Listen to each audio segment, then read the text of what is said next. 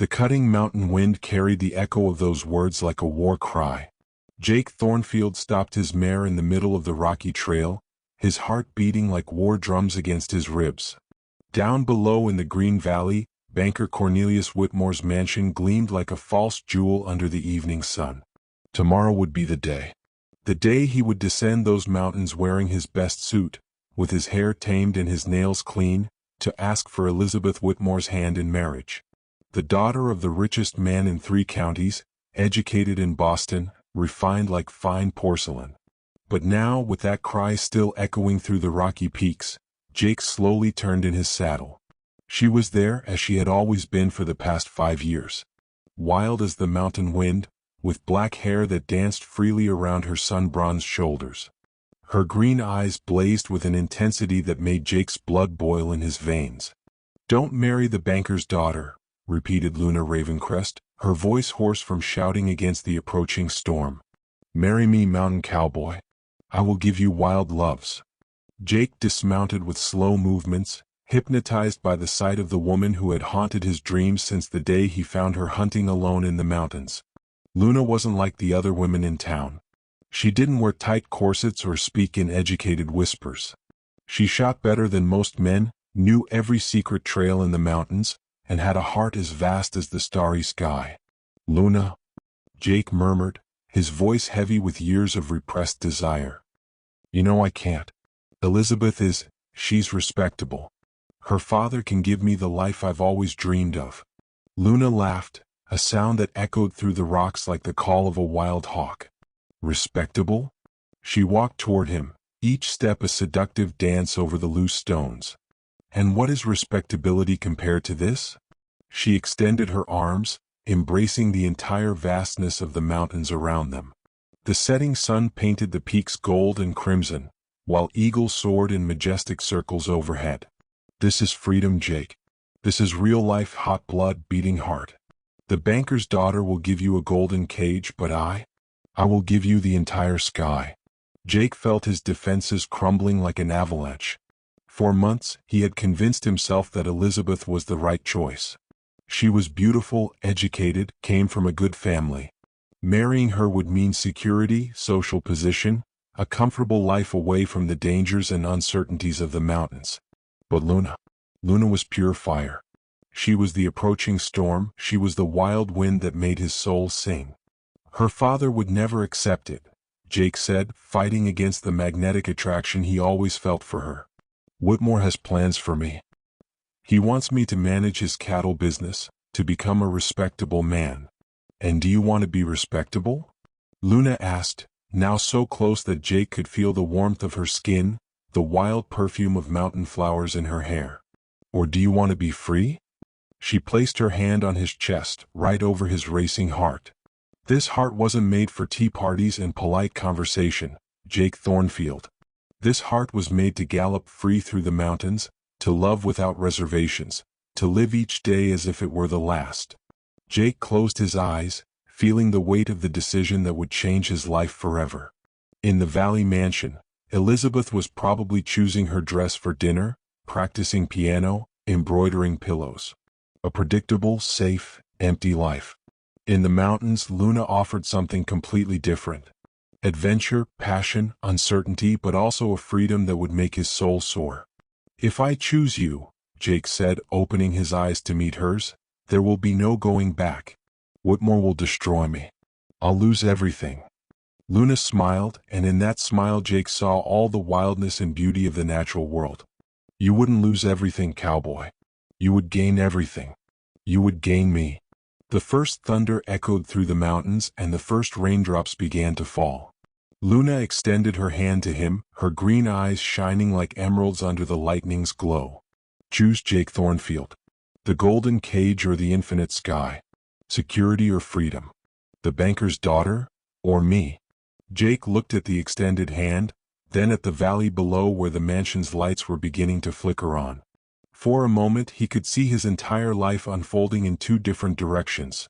One led to elegant parlors and empty conversations, the other to wild mountains and a love that would burn like eternal fire. The rain was falling harder now, soaking them both, but neither moved. It was as if destiny itself was waiting for his decision. Jake breathed deeply, feeling the pure mountain air fill his lungs, and finally understood what his heart had been trying to tell him all these months. He took Luna's hand. "Then give me those wild loves," he said, pulling her into his arms as thunder echoed like a heavenly blessing. "Give me freedom. Give me you." Their kiss was like the storm raging around them, wild, powerful, inevitable. And when they finally separated, Jake knew he had made the only choice that truly mattered. Down in the valley, the mansion's lights seemed small and distant.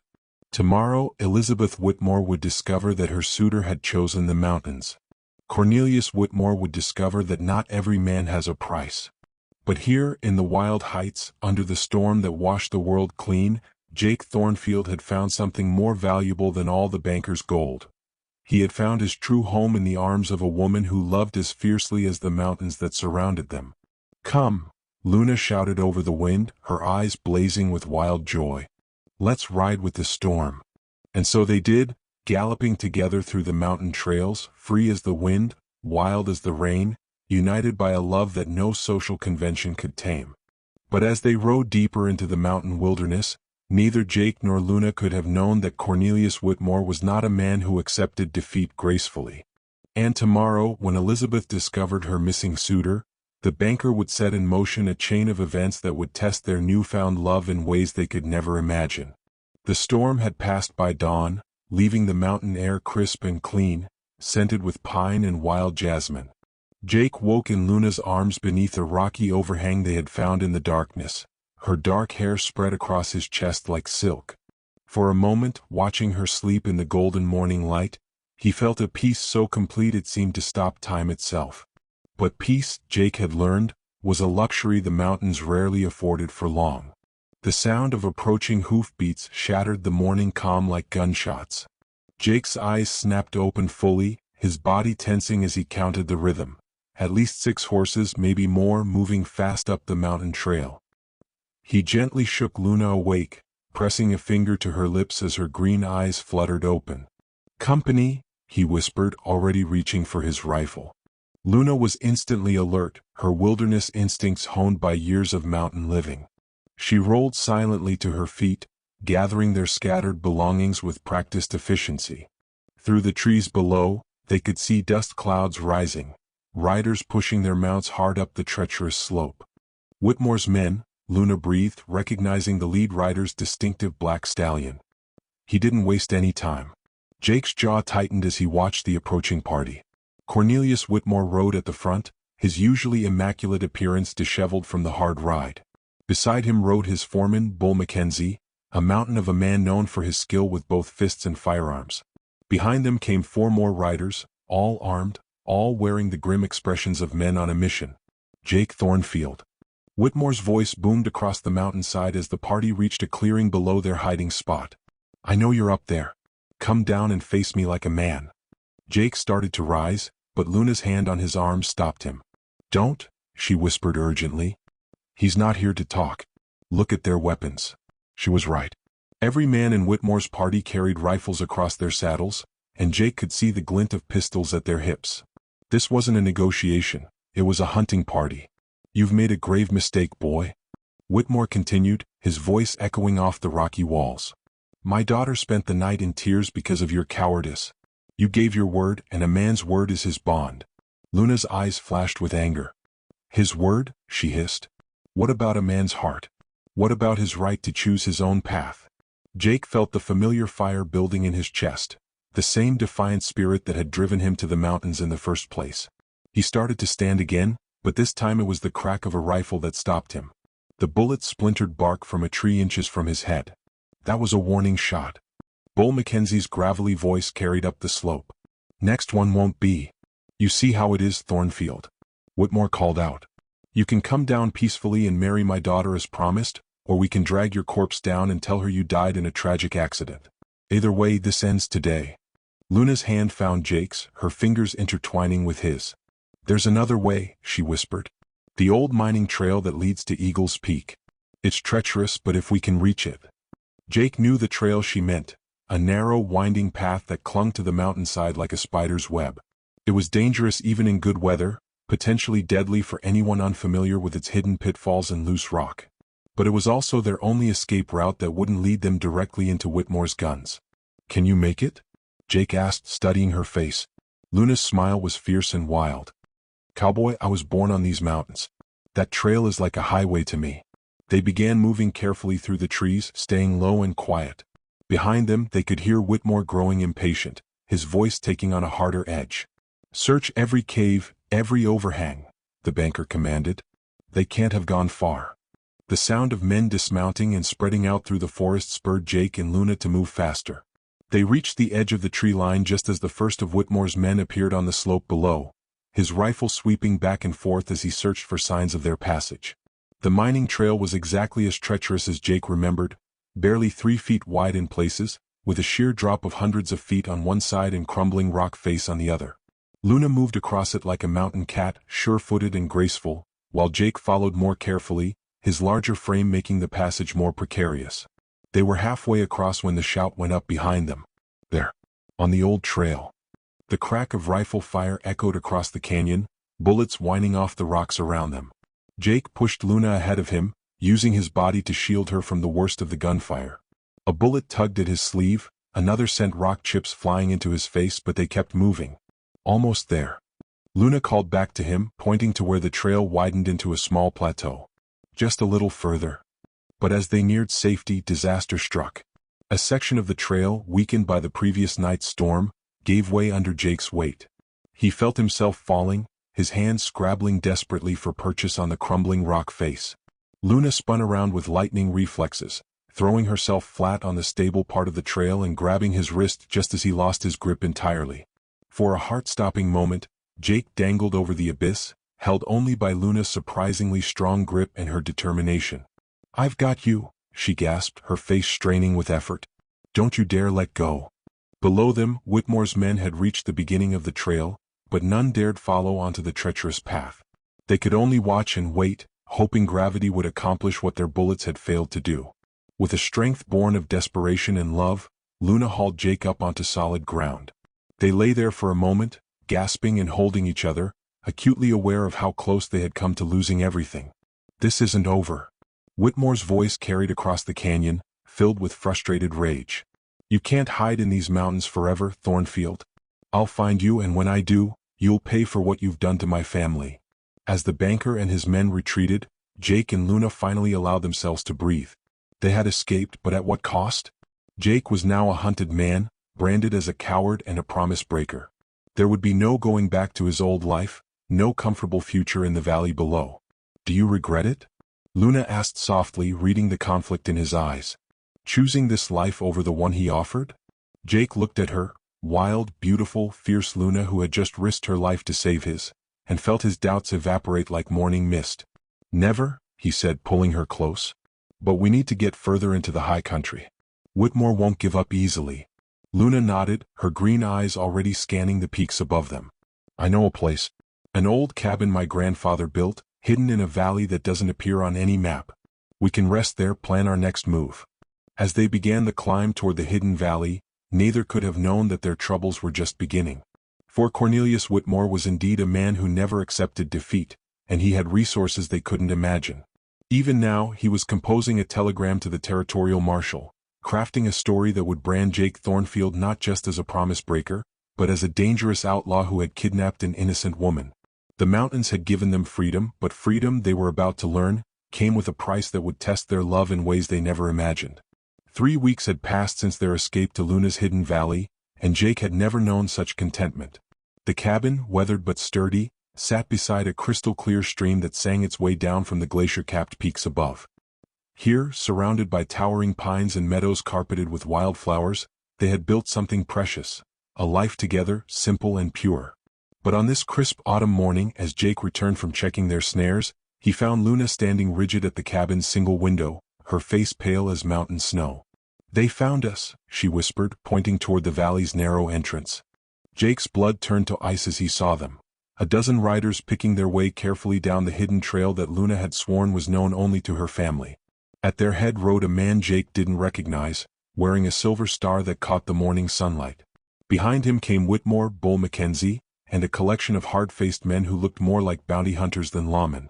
U.S. Marshal, Jake said grimly, recognizing the authority in the lead rider's bearing. Whitmore's played his hand well. Luna's jaw tightened with fury. That trail. Only one person could have shown them that trail. Her voice broke slightly. My cousin Samuel. He must have. Whitmore must have paid him. The betrayal hit her like a physical blow. Samuel Ravencrest had grown up in these mountains alongside Luna, had sworn blood oaths of family loyalty around countless campfires. But gold, Jake reflected bitterly, had a way of making men forget their promises. Jake Thornfield. The marshal's voice boomed across the valley. This is U.S. Marshal William Hayes. You're wanted for kidnapping and theft. Come out with your hands visible. Kidnapping? Luna's eyes blazed with indignation. I'll show them kidnapping. She started toward her rifle, but Jake caught her arm. No, he said firmly. Violence won't solve this. It'll only make things worse. Then what do you suggest? Luna demanded. They're not here to listen to reason. Whitmore's bought himself a marshal and a story that makes you the villain. Jake looked around their little sanctuary, the cabin they had repaired together, the garden Luna had planted, the life they had built with their own hands. Everything they had created was about to be destroyed by one man's wounded pride and unlimited resources. Maybe it's time I faced the music, Jake said quietly. Maybe I should go down there and... No. Luna's voice was steel wrapped in velvet. I won't let you sacrifice yourself for Whitmore's lies. She moved to the window, studying the approaching riders with the tactical eye of someone raised in these unforgiving mountains. There's another way. Luna, whatever you're thinking. Trust me, she said, already moving toward the back of the cabin. Remember what I told you about wild loves? Sometimes they require wild solutions. Before Jake could stop her, Luna had slipped out the cabin's rear door and disappeared into the forest with the silent grace of a mountain cat. Jake watched helplessly as the marshal's party drew closer, their horses picking their way carefully across the stream. Thornfield.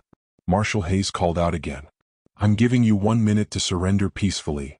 Jake stepped onto the cabin's small porch, his hands raised but his spine straight. I'm here, Marshal. But I want you to know, whatever Whitmore told you, it's a lie.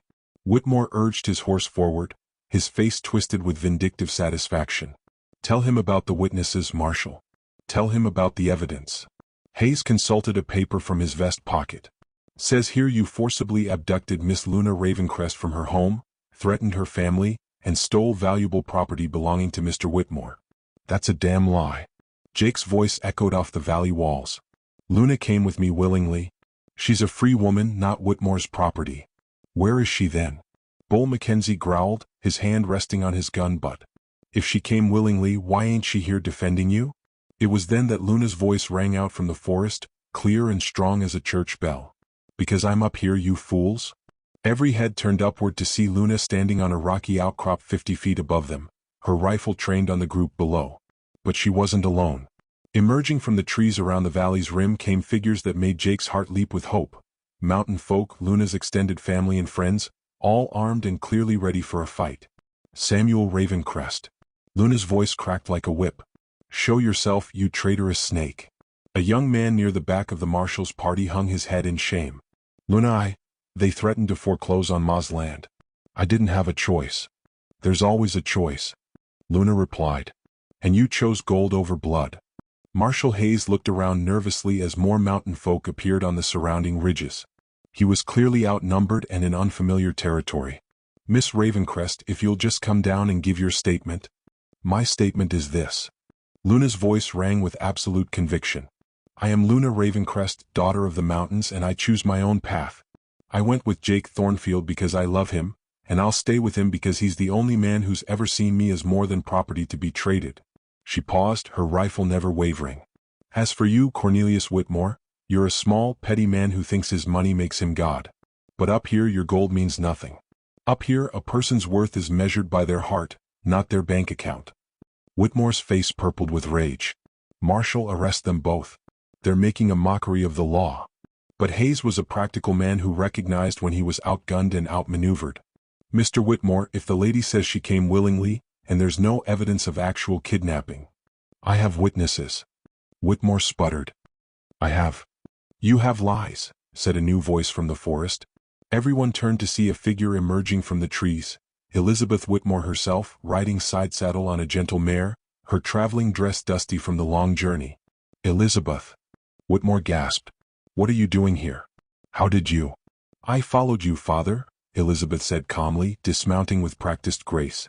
"Because I needed to see for myself what kind of man you were willing to destroy for the sake of your wounded pride." She walked toward Jake, her blue eyes clear and determined. "Mr. Thornfield, I owe you an apology. And my gratitude. Miss Whitmore, You saved me from a loveless marriage," Elizabeth continued. "You see, I never wanted to marry you either. I was simply too afraid of my father's anger to refuse." She turned to face Whitmore, her voice growing stronger. "But watching you orchestrate this vendetta, has shown me exactly what kind of man you really are." Whitmore stared at his daughter as if she had grown a second head. "Elizabeth, you don't know what you're saying. The scandal, the shame." "The only shame here is yours, father," Elizabeth replied firmly. "These people have found something real, something precious. And you want to destroy it because your pride was wounded." Marshal Hayes holstered his weapon with visible relief. "Well, if there's no kidnapping victim and no actual crime." He tipped his hat to Luna, still perched on her rocky throne. "Miss Ravencrest, you're free to make your own choices. Mr. Thornfield, you're free to go." As the Marshal's party began their retreat, Whitmore made one last desperate attempt. "This isn't over, Thornfield. I'll ruin you. I'll make sure you never—" "Father." Elizabeth's voice cut through his tirade like a blade. "It's over. Let it be over." Defeated and humiliated, Cornelius Whitmore followed the Marshal's party out of the valley, his dreams of revenge crumbling like autumn leaves. As the sun set behind the mountain peaks, Jake and Luna sat on their cabin porch, watching the last of the intruders disappear down the hidden trail. Around them, Luna's mountain family began to disperse, melting back into the forest as silently as they had appeared. "So," Jake said, pulling Luna close against the evening chill, "what happens now?" Luna smiled, her green eyes reflecting the first stars appearing in the darkening sky. "Now we live, Cowboy. We love, we laugh, we build something beautiful in this wild place. We prove that some things are worth more than gold. And if Whitmore tries again? Then we'll face it together," Luna said simply. "That's what wild hearts do, they face the storm and dance in the rain." As the mountain wind sang through the pines and the stream whispered its eternal song, Jake Thornfield knew he had found something more valuable than all of Whitmore's gold. He had found his home, his purpose, his wild and wonderful love. In the distance, a wolf howled at the rising moon, and Luna howled back, a sound of pure joy and freedom that echoed off the mountain walls like a promise. They were free, they were together, and they were exactly where they belonged. The mountains had claimed them, and they had claimed the mountains in return.